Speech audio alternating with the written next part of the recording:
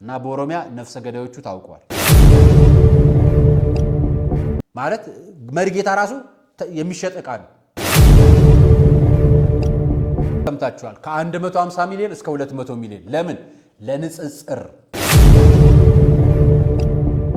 ሴቶቻችንን በቡድን በጅምላ መድፈር በግል መድፈር ማሰቃየት መግደል ንብረት መዝረፍ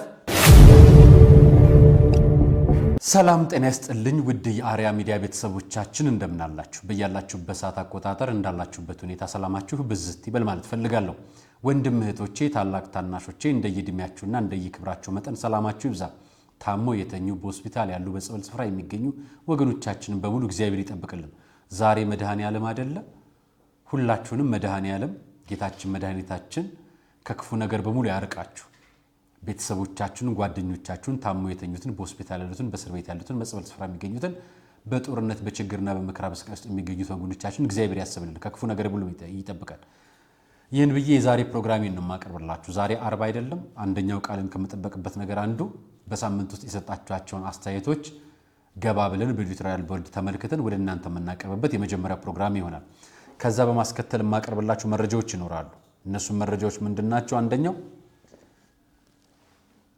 በጉጉ ሲጠበቅ የነበረ ሞት በዜና መልክ ወጣ አመጣላችኋለሁ ሌላኛው አስደንጋጩ የጸጥታ ኃይል ውሳኔ አሳያችኋለሁ አያይዤ ነፍሰ ገዳዮቹ ተይዘዋል ስለሱ ማቀርብላችሁ መረጃ ይኖርኛል ኦሮሚያ ውስጥ ነው ጉዳዩ ሌላኛው መረጃ ደግሞ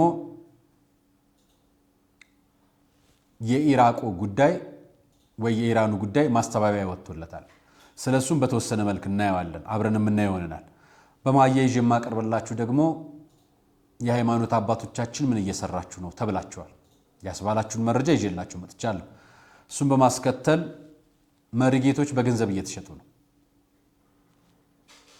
በማስረጃ ነው ማቀርብላችሁ መረጃዎች አርያ መካሻን ይህ የአርያ ሚዲያ ነው መረጃዎቻችን ለብዙዎች ኢትዮጵያውያን እንዲደርስ ሰብስክራይብ ያረጋችሁ ሼር ያረጋችሁ ለብዙዎች አጋሩልኝ በዚሁ አጋጣሚ ከባለ 1 መኝታ እስከ ባለ 3 መኝታ ድረስ ቤት ለምትፈልጉ ከ5.5 ሚሊዮን ብር ጀምሮ እስከ ባለ 3 መኝታ ድረስ በየዋጋው የሚለያይ እስከ ካሬው ልዩነት ያለው ዋጋ ቴምር ሪል ስቴት አቀርቦላችኋል እናንተም መግዛት የምትፈልጉ ከሆነ ከስር በመታዩት ወይ ደግሞ ማስታወቂያ ላይ በመታገኙ ስልክ ቁጥር ደውሉላቸው ተጨማሪ ደግሞ በ900 ሺህ ብር መነሻ ክፍያ የሱቆች በቡልጋሪያና በፒያሳ እየሸጡላችሁ ነው አዋሬ ፒያሳ አዋሬ ፒያሳ ቡልጋሪያ ሳር ቤት የተለያዩ ሳይቶች ላይ 8 ሳይቶችን ሰርቶ ያስረከበ ነው ቴምር ሪል ስቴት እና እናንተ መግዛት ከፈለጋችሁ በስልክ ቁጥር ደውላችሁ ከማስታወቂያ አግኝታችሁ ስልክ ደውላችሁ ቤት መግዛት ትችላላችሁ መዋዋልም ትችላላችሁ ግን በዚህ ጊዜ መቼም ለቤተሰብም ለልጆችም የንግድ ሱቅ ለቤተሰብም ደግሞ ቅርስ የሚሆን ቤት መያዝ ያዋጣል አይደል ለማንኛውም ገንዘባችሁን የምታሳርፉበትን ቦታ እናንተው ለይታችሁ ወቁ ቴምር ሪል ስቴትን ጋብዣችኋለሁ ከመሸጋገሪያና ከማስታወቂያው በኋላ ወደ ፕሮግራማችን እንገባለን ብልሆች በድካም ያገኙትን ሀብት አጋጣሚ ተጠቅመው ጥሪት የሚያፈሩ ናቸው። እኛ ቴምር ፕሮፐርቲስ በ30% ልዩ ቅናሽ የመኖሪያ ቤቶችን በመሃል ቡልጋሪያ ከአፍሪካ ህብረት አጠገብ ቢያከራዩት በዶላር የሚያከራዩት ቢኖርበት ለመኖሪያነት ምቹ የሆኑ ቤቶችን ይዘንሎት ቀርበናል። ባለ 1 መኝታ 69 ካሬ በ5 ሚሊዮን 554 ሺህ ብር፣ ባለ 2 መኝታ 82 ካሬ በ6 ሚሊዮን 600 ሺህ ብር፣ ባለ 3 መኝታ 126 ካሬ በ10 ሚሊዮን 143 ሺህ ብር ብቻ። ያስተውሉ፣ ይህ ዋጋ 100% ለሚከፍሉ ብቻ ሲሆን በተጨማሪም በግንባታ መሰረት በ36 ወር ለምትከፍሉ ከ1 ሚሊዮን 587 ሺህ ብር ቅድመ ክፍያ ጀምሮ በመክፈል የቤት ባለቤት መሆን ይችላሉ። ቀሪውን እስካሉ ያለምንም ጭማሪ በኢትዮጵያ ብር መክፈል ይችላሉ። ለበለጠ መረጃ በ0955 27 74 74 ይደውሉ። ቴምር ፕሮፐርቲስ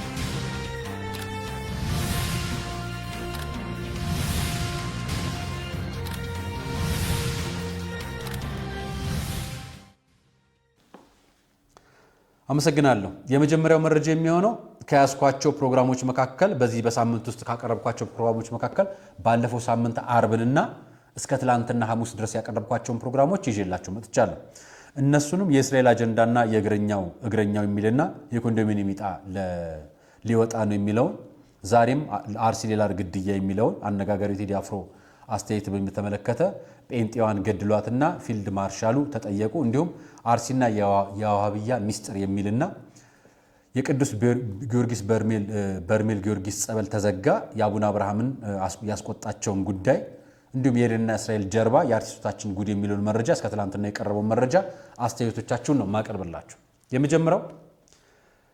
የመጀመሪያውን ፕሮግራም የእስራኤል አጀንዳና የእግረኛው ሚዲያን በተመለከተ እንዲሁም ኮንዶሚኒየም ዕጣን በተመለከተ የወጣውን መረጃ ላይ ብዙዎች መረጃዎቻችሁ ፖዚቲቭ ናቸው። እኛ ዝም ብለን ተቀምጠናል፣ አሻንጉሊቶች ሆነን ተገኝተናል። አንዳንዶቹ ደግሞ እነዚህ ሐሰተኛ ጴንጤዎች ደግሞ እነሱንም እያሳቱ ነው እኛንም እያሳቱ ነው የሚል አስተያየቶችና በፍልስጤም ውስጥ ኦርቶዶክስ የለም አትበሉም ጭምር የሚሉ አስተያየቶች ያሉበት ነው። በአብዛኛው ፖዚቲቭ አስተያየት ነው። እሱን ሙሉ ለሙሉ ምላሽ የሚያሰጥ ነገር ስለሌለው ተቀብየው አልፌያለሁ። ሌላኛው የማቀርብላችሁ መረጃ ደግሞ ሁለተኛው ፕሮግራሜ ደግሞ የነበረው ዛሬም በአርሲ ሌላ ግድያ ተጨማሪ ግድያ መጥቶ ማለት ነው። ብዙዎች አዝናችሁን የገለጻችሁት ቤተሰቦቻችን አርሲ ውስጥ ስልክ እንኳን ማንሳት አልቻሉም ብላችሁናል። አዎ አልቻሉም። ለሞቱት ነፍስ ይማርልን፣ በችግር ውስጥ ላሉትም እግዚአብሔር ይድረስልን። በቅድሚያ እግዚአብሔር ሲቀድም ሁሉ ነገር ይቀድማል አይደለም? እኛም እሱ ስላላረግን ነው። ጉዳያችንን የምናየው መንግስትንም ሌላንም አካልም ኦርቶዶክስ ጠለናቸው የሚል አመለካከትም የተሰራፋበት መረጃ ይቻላል። በመንፈሳዊ ታካየን ያለነው የመጣነው ወደዚህ ምድር ልንፈተን ነው የመጣነው። ልንፈተን መጣን ማለት ተመልሰን የምንሄድባቸው ሰማያዊ መንግስት አለ። እግዚአብሔር እንግዲህ በምህረቱ ይቅር ሲለን ማለት እኛ ደግሞ ለሱ ለመብቃት በትእዛዙና በህጉ መኖር ይጠበቅብናል። አብዛኛው ቦታ በህግ እየኖርን አይደለም። አንድ ወጣት በዚህ ሰሞን አገኘኝ። አረ ይሄን ግድያ ማስቆም አለብን አለ። እንዴት አድርገን አልኩት። በቃ ማስቆም አለብን፣ የማህበረሰብ ተጽዕኖ ፈጥረን ማስቆም አለብን አለ እኮ። እንዴት አድርገን አልኩት። ከዛ ምን እንደጠየቁት ልንገራችሁ። መጀመሪያ አንተ ንስሐ ገብተህ ስጋ ወደሙ ተቀብለሃል ወይ አልኩት። አይ አይደለም የሚሞት ታሳዝነውኝ ነው አለ። መጀመሪያ ለራስህ እዘን። እኛ ኦርቶዶክሳውያን መጀመሪያ ማዘን ያለብን ለራሳችን። ለራሳችን ካዘንን ራሳችንን ከእግዚአብሔር ማስጠጋት የመጀመሪያው ድርሻ ነው። እሱን ካረግን ያኔ ምህረቱም ይቀርበናል፣ ያኔ ግድያው ይቆማል። አሁን እየገደልናቸው ያለው በራሳችን ኃጢአት ነው ወይ ሲገደሉ የምናለቅሰው ዝም ብለን እየቀጠልን ነው የምንሄድ። ስለዚህ መጀመሪያ ከእግዚአብሔር ጋር ውል እንግባ፣ ወደ እግዚአብሔር እንመለስ። እሱ የመጀመሪያው ቤት ስራ ነው። ይሄንን ለምታስቡልን ነው የምነግራችሁ። ሌላኛው በዚህ መረጃ ላይ ካየኋቸው በዚህኛው ኮመንቶች ላይ ካየኋቸው መረጃዎች መካከል ነፍስ ይማር የሚሉ ናቸው። እነዚህ አስኬማ በ2 ሚሊዮን ብር ከ3 ሚሊዮን ብርም በላይ የሚገዙ ጳጳሶች አሉ የሚሉ አስተያየቶች ናቸው። እንግዲህ እሱን እግዚአብሔር ይፍረድ አይደል? ከዛ ብዬ ልለፈው። እናውቃለን ብዙ ነገሮች እንዳሉ በናልፍ ነው የሚሻል። ሌላኛው መረጃ የጴንጤዋን ገድሏትና የፊልድ ማርሻሉ ተጠያቂነት እንዲሁም ሌሎች መረጃዎችን የተያያዘ ነው። አብዛኛው መረጃዎች አክራሪ ጽንፈኞች አሉ ነው። ዛሬ ጠዋት ላይ ወንድማችን ሁሉንም ሙስሊም ህብረተሰብ ወሃብያ እያሉ ይፈርጃሉ የሚል ሐሳብ በማህበራዊ ገጹ እንደዚህ አንስቶታል። ገጹን በደንብ ነው ያነበብኩት እና ወሃብያ ለሆኑት ወሃብያ ናቸው፣ ሱፊዎች ለሆኑት እየተናገሩ ናቸው ራሳቸው። እዛው እናንተ ውስጥ ያሉት ነው እየተናገሩ ያሉት። ሁለተኛ ተግባራቸውን የሚያሰኘው እንጂ ሁሉንም ሙስሊም ጽንፈኛ አክራሪ ያለ የለም። በእምነቱ ማንም ጠንካራ መሆን አለበት። ኦርቶዶክሱን በነገራችን ላይ ይሄ አክራሪ የሚባለው በፖለቲካ ቋንቋ ስለሆነ ነው ጽንፈኝነት የሚወስደውና ሁሉም ሃይማኖተኛ መውሰድ አለበትና በዚህ ጽንፈኝነቱና ወሃቢዮቹን የሚቃወሙትን በሙሉ መንግስት አሁን በግጭት ውስጥ ካለበት ከፋኖ ጋር የመፈረጅ በጣም ዘመናዊ የፖለቲካ ስልት እየተጠቀመ ነውና ሰው ነህ ወይ ሲባል አቤት ካለ ሰው ባለቤቱ እሱ ነው ማለት ነው። ማለት ሰው አቤት አይልም መቼም ሰው ሆኖ ቆሞ እያየው ሰው ነህ ልባል እኔ ሰው ነኝ እመኑኝ አይባልም አይደል? እና አለመሆኑን የሚታየው በተግባር ነውና ሙስሊሞችን ለማሳቀቅ የሚሞክር ማንም አይነት ስራ አብረውን እኮ የሚበሉ አብራን ሲያፈጥሩ እኮ ምናፈጥር ጓደኞች አሉን እኮ ቤተሰቦች አሉን እኮ ምንድነው አሁን ዝም በሉ እናንተ አትናገሩ እኛ እንደፈለግን እንፈጭባችሁ የሚባል ንግግር የለም እኮ። እንዲህ አይነት መሞት የለም፣ እንዲህ አይነት ዝምታም የለም፣ እንዲህ አይነት ቤተክርስቲያን ማስደፈርም የለም። እዚህ ኢትዮጵያ ውስጥ ስለሚሆነው ነገር ትንታኔ ሳሰጡ ስለ ጽዮናዊነትና ስለ ጋዜጠኛ ተክለ ሃይማኖት አዳነ እንደዛ አክራችሁ ጽፎ የነበሩ ሰዎች የናንተ መረጃ ከ2011 ዓ.ም ጀምሮ ስታሰለጥኗቸው የነበሩትን የሚዲያ ካምፔኖች መንግስትም ላይ ሚዲያውም ላይ ህዝቡም ላይ የሌላ እምነት ተከታዮችም ላይ የምታደርጉትን ተጽዕኖ በስልጠና በማንዋል በድምጻችሁ መድረጃውን ወደ ህዝብ ስናወጣ ምን ነው እኛን ብላችሁ ባልተባሉት መላው ህዝብ ሙስሊሙ ባልተባለበት ፈርጃችሁ ራሳችሁን ህዝቡን ከሌላው ጋር ለማጋጨት ጥረት ታደርጋላችሁና እረፉት። ይሄን አይጠቅማችሁ። ይሄንን ጽሁፍ ስላየሁት ነው። በተጨማሪ ከኮሜንቶች ውስጥ አሁን ዘመናችን በጣም ከፍቷል የሚልና ብዙ ፖዚቲቭ አስተያየቶች ነው የተቀበልኩት። እሱን ይዣለሁ። በርሜል ቅዱስ ጊዮርጊስ ተዘጋ በሚለው ላይ በአብዛኛው መረጃዎች ስለ በርሜል ቅዱስ ጊዮርጊስና በተወሰነ መልክ እነዚህ የሌላ እምነት ተከታይ የሆኑ እነዚህ ኦርቶዶክሶችን ማጥላላትና በሀገር ጉዳይ ላይ ጉዳይ ከማይሰጣቸው አካላት ጋር አስተያየት ተሰጣችሁ ያላችሁና እሱን የጋራ ነው ምን ይዘው። ሌላኛው በርሜል ቅዱስ ጊዮርጊስ ተዘጋ ማለት ጸበሉ መፍሰስ አቆመ ማለት አይደለም። ጸበሉ ይፈሳል፣ አሁን ይፈሳል ብቻ አይደለም እዛ ያሉትም እየተጠመቁ ነው። እኔ በርሜል ቅዱስ ጊዮርጊስ መንገድ የጉዞ መንገድ ተዘጋ እንጂ ጸበሉ ተዘጋ አላልኩ። ጸበሉን እንዳይጠቀሙ የጤና ቢሮ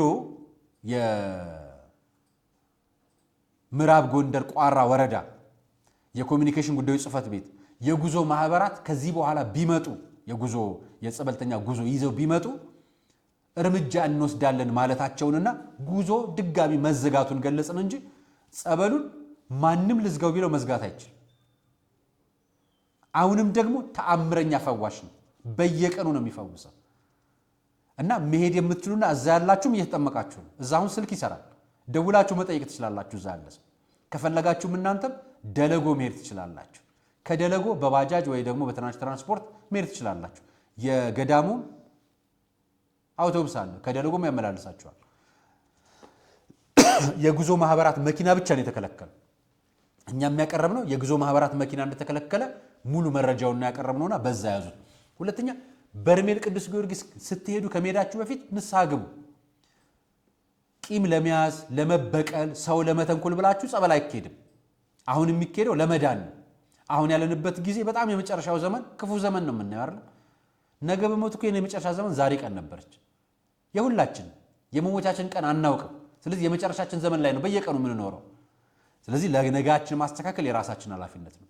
ደግሞ የወደዳችሁ የመረጣችሁና በጸሎት ያሰባችሁት ይጠራችኋል። እውነት መሄድ ከፈለጋችሁ ሰማዕቱ ቅዱስ ጊዮርጊስን ተማጸኑት፣ ይጠራችኋል። እንዴት አመቻችቶ እንደሚጠራችሁ አታውቁም። እኔ ደጋግሜ 2 ጊዜ ሄጃለሁ። ለረጅም ጊዜ ተቀምጫለሁ፣ ከአንድ ወር በላይ ብዙ ምህረት ፈውስ አድርጎልኛልና ሰማዕቱ ቅዱስ ጊዮርጊስ ስለተራዳኝ አመሰግናለሁ። እናንተንም እንዲራዳችሁ ደግሞ ጸሎት አድርጉ። ስለዚህ በርሜል ቅዱስ ጊዮርጊስ ጸበሉ ሳይሆን የተዘጋው የጉዞ ማህበራት ጉዞን ነው ወረዳው የከለከለው። ስለዚህ በግላችሁ መሄድ እንደምትችሉ ላሳውቃችሁ ፈልጌ ነው። በዚህ አጋጣሚ የመጨረሻው መረጃ የማቀርበላችሁ የነበረው ትላንትና ያቀረብኩት የእስራኤል እና ከዛ ጀርባ ያለውን ጉዳይ ነው። በሱ ጉዳይ ላይ አሁን ከማወጣው መረጃ ጋር አያይዤ ያቀርብላችኋለሁ። አጠር ያለች ነች እሷ።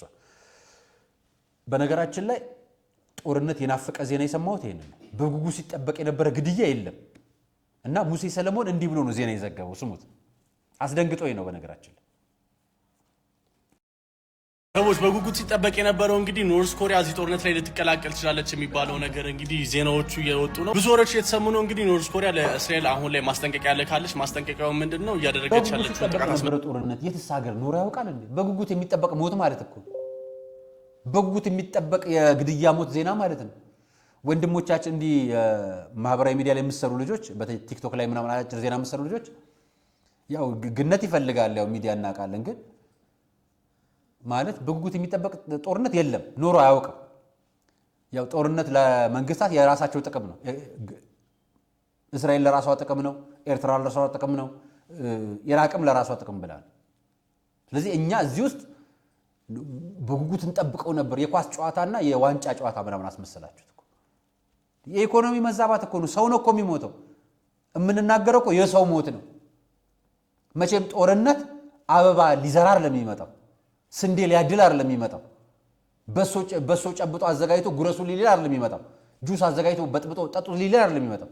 ቤት ሊያፈራርስ፣ ህፃናት ሊገርል፣ እናቶች ሊደፈሩ፣ ህፃናት ሊደፈሩ፣ የሰውነት አካል ተቆራርጦ ሊሸጥ ነው እኮ ጦርነት የሚጀምረው። ሀገር ሊወድም ልትዘረፍ ሀገር ነው ጦርነት የሚከናወነው እንጂ ቅዱስ ጦርነት እኮ የለም። ጦርነት በሙሉ ግድያ አለው፣ ሞት አለው።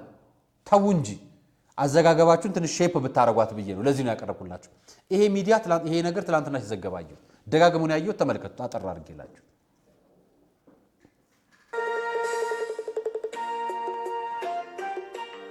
እዚህ ላይ ቪዲዮ ላይ የምታዩት ሁለቱ ሰዎች አንደኛው ኦራል ነው የሚነዳው፣ አንደኛው ደግሞ አይዙ ነው የሚነዳው።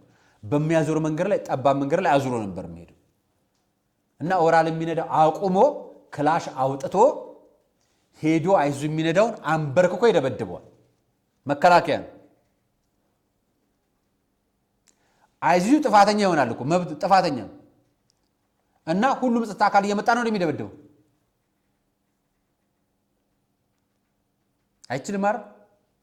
እና የሚመለከተው አካል እንዲህ ለሚያደርጉ አካላት እናንተ ደብቃችሁ የገጽታ ግንባታ ብላችሁ ቆንጆ ነው የሚሰራው እንደምትሉት ሁሉ እንዲህ ዜጋችን እንዲህ የመጣ በሰደፍ እየደበደበ ስቃይ የሚያሳይ አጠፋ አላጠፋ ብሎ በራሱ የሚወስን በራሱ የሚፈርድ በራሱ ውሳኔ የሚሰጥ የጸጥታ አካል እንዳለ እንድታውቁትም ጭምር ነው ያቀረብኩላችሁ።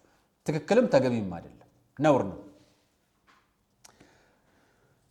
ሌላኛው መረጃ እየተገደሉ ነው፣ ነፍሰ ገዳዮቹ ተይዘዋል። ይሄ የኢትዮጵያ ኢንሳይደር መረጃ ነው። በኦሮሚያ ክልል ከ2011 ዓ.ም ጀምሮ እስከ 2016 ዓ.ም ድረስ ባሉት ግጭቶች የጦር ወንጀሎች ሊሆኑ የሚችሉ ሰብአዊ መብት ጥሰቶች መፈጸሙን አምነስቲ ኢንተርናሽናል አስታውቋል።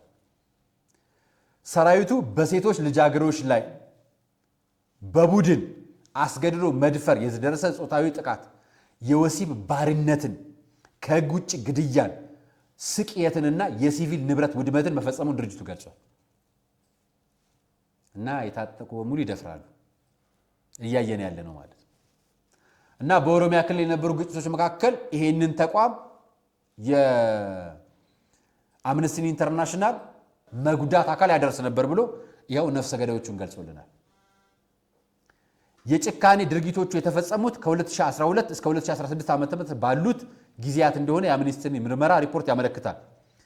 ኦነግ ከመከላከያ ሰራዊትና በአጋርነት ከተሰለፉት የኦሮሚያ ክልል ጸጥታ ኃይሎች ጋር እያደረገ ያለው ውጊያ ከጀመረ ከ2011 ዓ.ም ጀምሮ በ4 ዓመት ውስጥ የተፈጸመው ሰብአዊ መብት ጥሰት ብቻ ላካተተው የአምነስቲ ኢንተርናሽናል ምርመራ ሪፖርት ቡድን አስገድዶ መድፈር የደረሰባቸው 10 ግለሰቦች ሪፖርት አድርገዋል። ያዙት። ሌላም አያይዝላችሁ መረጃ ከዚህ ቀጥሎ የሙጂብ አሚኖ መረጃ ነው። ሙጂብ አሚኖ መረጃን ስለማጥራት ብሎ ትላንትና ማምሻውን ይህን መረጃ አጋራ። ትላንትና በጠዋት የኢራቅ መንግስት በአማርኛና በእንግሊዝኛ የጻፈውን ይህን ገጽ አሳይቻቸዋል። ከዛን ማህበራዊ ሚዲያው አንድ የሃይማኖት ተቋም የዲፕሎማቲክ ግንኙነት የሚደረግባቸውን ስራዎች ከመንግስት ስርዓትና ቁጥጥር ውጪ የመንግስት ስራ ውስጥ አልቃ በመግባት በአምባሳደር፣ በጠቅላይ ሚኒስትር፣ በውጭ ጉዳይ ሚኒስትር ሊሰራ የሚችለውን ስራ ወጥተው የኢትዮጵያ የእስልምና እምነት ተከታዮችም ጭምር ከኢራቅ ጎን እንደቆሙ ገልጸው ፊርማቸውን አኑረው መውጣታቸውን የሚገልጽ ማህበራዊ ሚዲያ የኢራቅ ኤምባሲ ነው የገለጸው። ይህን መረጃ ያጋለጠው ደግሞ የኢራቅ መንግስት ነው ራሱ ኤምባሲ። ስለዚህ ሚዲያዎች ዘገቡት፣ ህዝብ ተቆጣ፣ መንግስትም በስራው ጣልቃ ተገባበት። ነገ ከነጎዲያ እኚህ ሰውዬ ጠቅላይ ሚኒስትር ነኝ ወይ የሆነ ሀገር መንግስት ነኝ እንደማለት ማለት ነው። ተግባሩ ነው የምንላቸው። እሳቸው በቃል አላሉ፣ በተግባር ግን ያ ማለት ነው። ትክክል አይደለም ብለን ተቃወምን፣ ተናገርን። የተናገርነው ነገር ህግና መረጃ ማስረጃ ይዘን ነው። ትክክል ስለነበረ መረጃ ስለማጥራት ብሎ ሙጂብ አሚኖ መጣ። ሙጂብ አሚኖ በነገራችን ላይ የእስልምና ምክር ቤት የኮሚኒኬሽን ጉዳዮች ኃላፊ ነው ወይ ደግሞ የህዝብ ግንኙነት ኃላፊው ነው። በዛሬው ዕለት ለኢትዮጵያ በኢትዮጵያ የኢራን ኤምባሲ የፌስቡክ ገጽ ላይ በኢራን መንፈሳዊ የነበሩት አያቶላህ አሊ አህሚን ህይወት ማለፋቸውን ተከትሎ የተሰራጨው መረጃ በይዘትና ባስተላለፈው መልእክት ክፍተቶች እንዳሉበት ክፍተት ብቻ አይደለም ስህተት ነው። የኢትዮጵያ የኢራን ኤምባሲ በገጹ ላይ ያስፈረመውን መልእክት ሙሉ በሙሉ በማንሳት ትክክለኛውን መረጃ በአዲስ መልክ አሰራይቷል። እውነተኛውን መልእክት ተናግሯል መጀመሪያ፣ ነገር ግን ይሄ ለህዝብ ሊገለጽ አይገባም ተብሎ ተቀይሯል ብትሉት ይሻላል።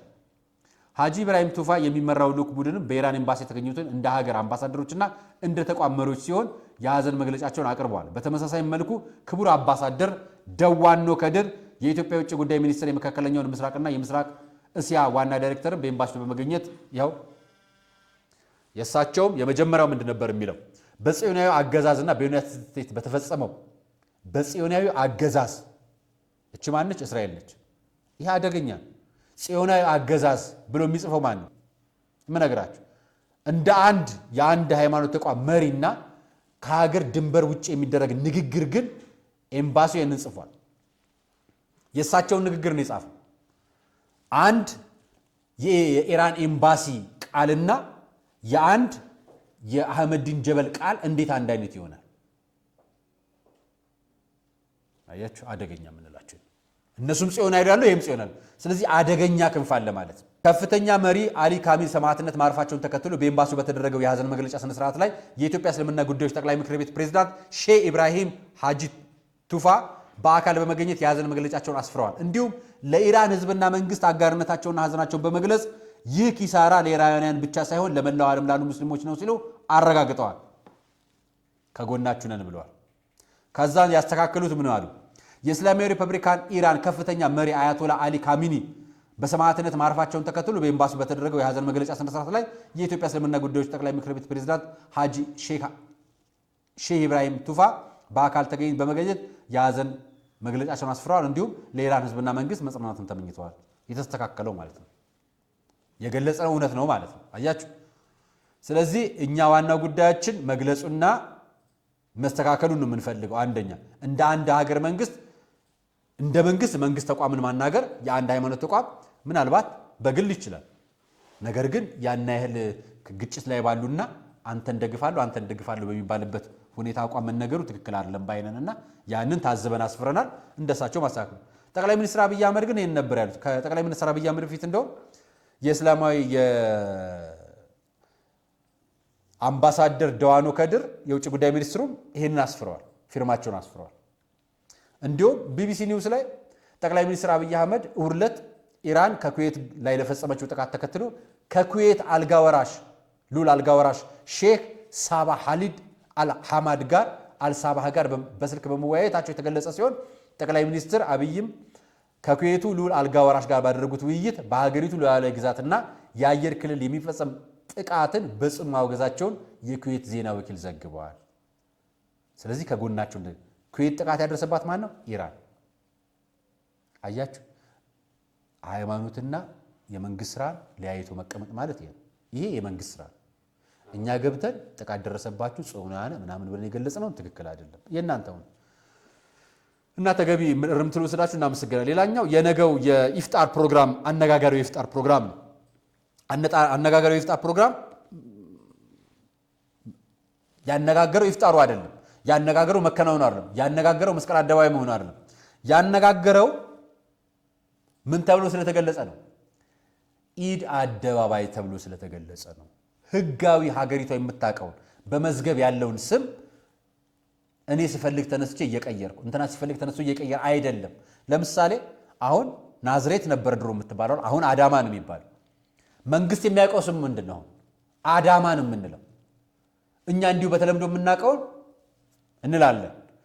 እናንተ ፎካል ፐርሰን ናችሁ። የሃይማኖት ተቋማትን ወክላችሁ ንግግራችሁ በሃይማኖት ተቋማት እንደሚደረግ አንድ የነጃሺ ስርዓት ወይ ደግሞ እንደ ስርዓት አድርጋችሁ የምትይዙትን ነገር በሙሉ አምጥታችሁ የግል ፍላጎታችሁን መንግስት የያዘውን ነገር እኔ አዳማ ናዝሬት ብዬ ደብዳቤ መጻፍ እንደማልችል ሁሉ በገጻችሁ ላይ ኢድ አደባባይ እያላችሁ ጽፋችኋል። ይሄንን ከህዝብ ግንኙነቱ ጀምሮ ህዝብ ግንኙነቱ በይፋ በተደጋጋሚ የሚነገረው ከሱ ጀምሮ የህዝብ መገልገያ እኮ ነው። አዎ፣ ነገር ግን አደባባይ ምንድነው?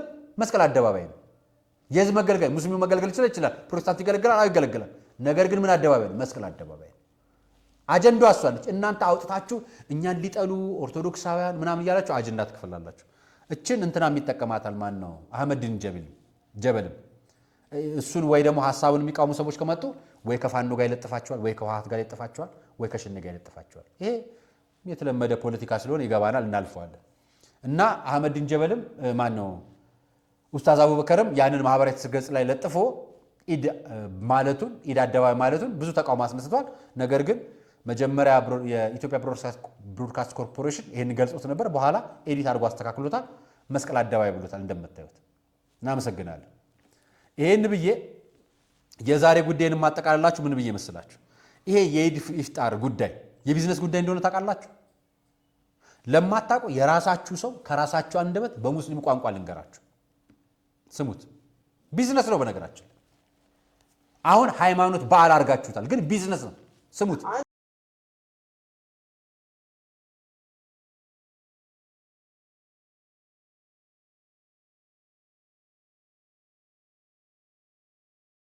አንተ ለሰዎች ቢዝነስ ለሰዎች ገንዘብ ማግኛ ብለህ አላህ ያልፈቀደው አላህ ያልደነገገው ዲን ላይ ሄደህ ለምን ታከብረዋለህ? የጎዳና ቢድዓ ላይ አንድም መስለሃ የለውም። እነሱ መስለሃ ብለው የሚያነሱት ነጥብ ምንድነው? ኦርቶዶክሶች አብዮት አደባባይ የኛ ነው ይላሉ። ስለዚህ እኛም አብዮት አደባባይ መስቀል አደባባይ የሙስሊሞች ጭምር ሀብት እንደሆነ ወተን እናሳይላሉ። በዚህ ነው እንደምታሳየው ዲን ላይ አዲስ ጭማሪ እየጨመርክ መስቀል አደባባይ የኛ ሆነ አልሆነ ምንድነው የምንጠቀምበት? ምንድነው የሚያደርግልን?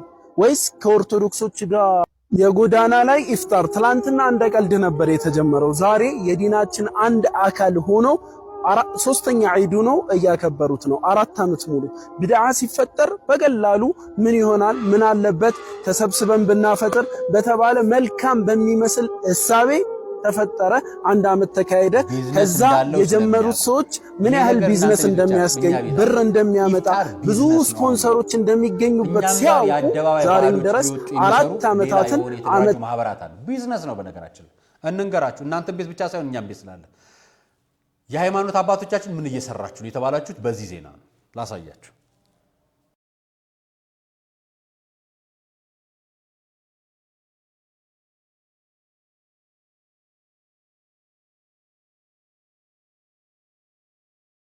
የአክፍሮት ኃይላትን ዘመቻ የሚገታ ግዙፍ ፕሮጀክት ይፋ ሆኗል። ጉረባዕ ሂዳያ ኢስላማዊ ድርጅት በአዲስ አበባና በሆሳዕና ከተሞች የሚገነቡ ግዙፍ የወቅፍ ፕሮጀክቶችን እውን ለማድረግ የምክክርና የገንዘብ ማሰባሰብ መርሃ ግብርን አከናውኗል። ፕሮጀክቱ ሲጠናቀቅ ለ40 ኡስታዞችና 10 የንጽጽር ዳኢዎችን መቅጠር የሚያስችልና በአመት 400 የቁርአን አህፋዞችን ማፍራት የሚያስችል ከ150 ሚሊዮን እስከ 200 ሚሊዮን የሚገነባው ግዙፍ የወቅፍ ፕሮጀክት ከ150 ሚሊዮን እስከ 200 ሚሊዮን እንደሚፈጅ ገልጿል። ፕሮጀክቱ ሲጠናቀቅ ለ40 ኡስታዞች እምነታቸውን ለመጠበቅ አማኞቻቸውን ለማዳን እየተዘጋጁ ነው።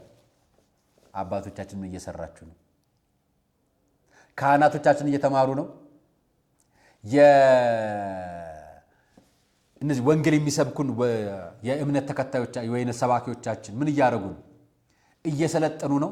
ንጽጽር እያዩ ነው። ነገ የሚበላ ምዕመን አለ። እነሱ መጽሐፍ ቅዱስንም ቁርአኑን ማስቀምጠው ነው የሚያስተምሩት። ንጽጽሩን የሚያዩት አሁን የኢትዮጵያ ኦርቶዶክስ ተዋሕዶ ቤተክርስቲያን አሁን አንድ ጠንካራ ወጥቶ ያለውና እየታገለ ያለው ማን መስላችሁ? እፎይ የሚባል ልጅ። ትክክልም ይሁን ትክክልም አይሁን የሚሳሳትም ትክክልም ይሁን የእናንተ ኃላፊነት እሱን ማወቅ። ይሄው ሌላ ሃይማኖት ተቋማት ቁጭ አድርገው አዘጋጅተውላቸዋል። ምን አድርገው? መጽሐፍ ቅዱስንም ቁርአንንም ቁጭ አድርገው ንጽጽር ሊሰሩ የሚችሉና የሚያሰለጥኑ ተቋማት በ200 ሚሊዮን ብር በጀት አዲስ አበባና ሐዋሳ ላይ ሊጀምሩ ነው። ይሄ ገና ጅማሮ ነው። ሲጀምር ፕሮጀክቱ ይቀጥላል፣ ይሰፋል። የኢትዮጵያ ኦርቶዶክስ ተዋሕዶ ቤተክርስቲያን ምን እየሰራችሁ? አደገኛው ነገር ነገ እየመጣ ነው። እንኳን ዛሬ አይደለም። ምዕመኑ እንዲሁም ዳርዳር እያለ ነው። ለሱም የሚያሳያችሁ እዩት። መሪጌታ በገንዘብ ነው የሚቀጠረው። ማለት መሪጌታ ራሱ የሚሸጥ ዕቃ ነው፣ ቁስ ነው።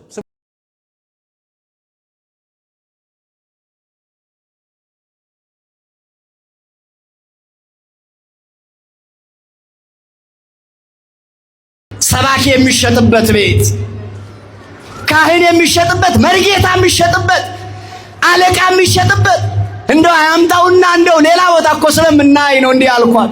የእግዚአብሔርን ቤት የቢዝነስ ስፍራ ያደረጉ አሉ። ዛሬ መድኃኔ ዓለም ኢየሱስ ክርስቶስ ጅራፉን ገምዶ ሲጨርስ እኔን ጨምሮ ገርፎ ያወጣናል። እግዚአብሔር ቤተ ክርስቲያን ዛሬም አይሁድ ከሰሩት በላይ የቢዝነስ ስፍራ ሆናለች። ተቀጣሪው፣ ጸሐፊው፣ አገልጋዩ፣ ስራ አስኪያጁ ቤተ ክርስቲያን ውስጥ ቢዝነስ ሆኗል። መስጊድ አሳያችሁ አይደለም? ኢፍጣር እንዴት ቢዝነስ እንዳረጉት እዚህኛ ቤትም ደግሞ እንዴት ቢዝነስ እንደሆነ አያችሁት አይደለም? አደገኛ ነው። ሃይማኖተኞች ሳይሆን ገንዘብ ሰብሳቢዎች ምዕመኑን ከሃይማኖት ያወጡታል፣ ከእምነት ያጠፉታል፣ ይገድሉታል። አሁን እምነትን ማዳንና ሃይማኖትን ማቆየት ማስቀጠል በጣም የተንጠለጠለበት እንደ ክር የሳሳበት ነው። ስለዚህ እግዚአብሔር ይሁነን። እናንተም ይህን አይታችሁ እንደ ቤተ ክርስቲያን በቅዱስ ሲኖዶስ ይህንን የምታደራጁበት የምታዘጋጁበት ልቦና ይስጣችሁ። እናንተንም ማለት ነው። አባቶቻችን ሁላችሁም የተከበራችሁ ናችሁ፣ እንወዳችኋለን። ነገር ግን የምንፈራው ነገር አለ። የምንፈራውንም እናንተ ታውቁታላችሁ። ስለዚህ እሱን ጠብቁልን ማለት ፈልጋለሁ። የዛሬ ቆይታ ይህን ይመስላል። አርአያ መካሻ ነበርኩ። አብራችሁን ስለቆያችሁ አመሰግናለሁ።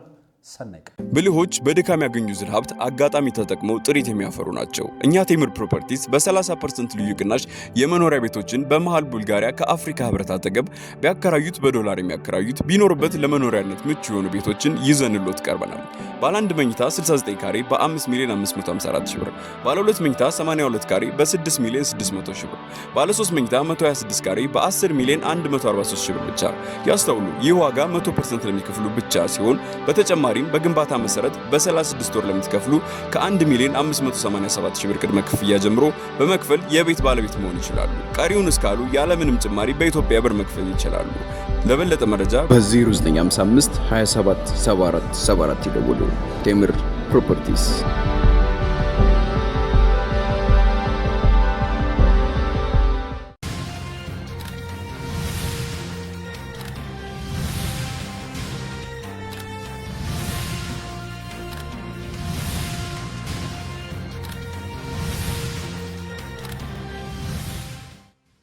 አህመዲን ጀበል እና በኦሮሚያ ነፍሰ ገዳዮቹ ታውቀዋል። ሴቶቻችንን በቡድን በጅምላ መድፈር፣ በግል መድፈር፣ ማሰቃየት፣ መግደል፣ ንብረት መዝረፍ አህመዲን ጀበል